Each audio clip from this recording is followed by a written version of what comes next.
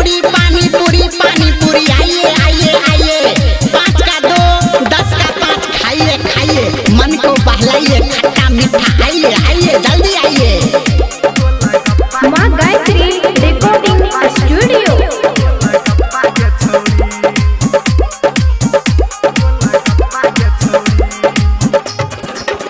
हेगे 2 टका छै दाम आ पानी पूरी छै एकर नाम।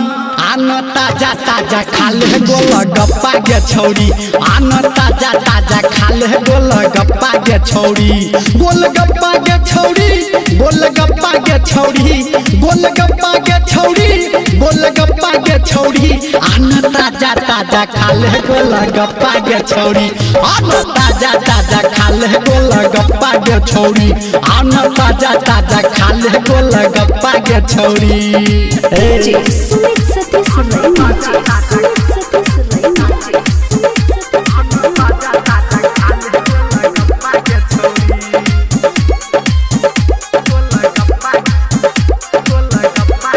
अभी आप सुन रहे हैं सावरिया म्यूजिक।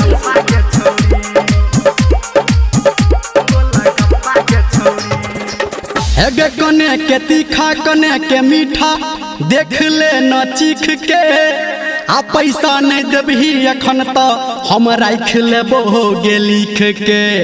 हेगे बेचे छी हम हमर नया अखन दुकान छै आ ठकबो ने हम गे पकिया हमर सामान छै।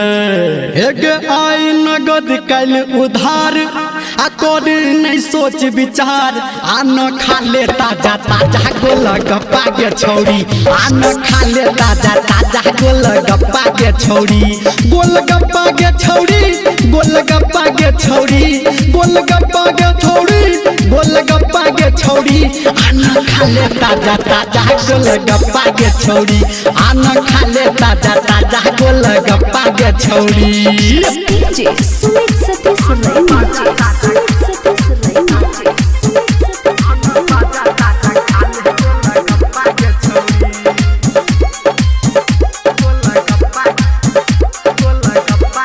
माँ गायत्री रिकॉर्डिंग स्टूडियो।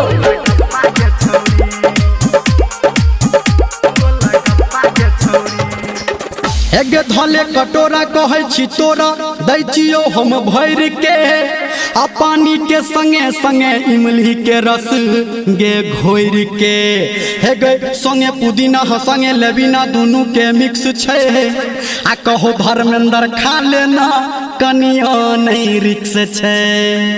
हेगे बाज केहन लगलो टेस्ट कनखी दबा के कह देला बेस्ट आन खा ले ताजा ताजा गोलगप्पा गे छौरी आन खा ले ताजा ताजा गोलगप्पा गे छौरी गोलगप्पा गे छौरी गोलगप्पा गे छौरी गोलगप्पा गे छौरी गोलगप्पा गे छौरी आन खा ले ताजा ताजा गोलगप्पा गे छौरी आन खा ले ताजा ताजा गोलगप्पा गे छौरी।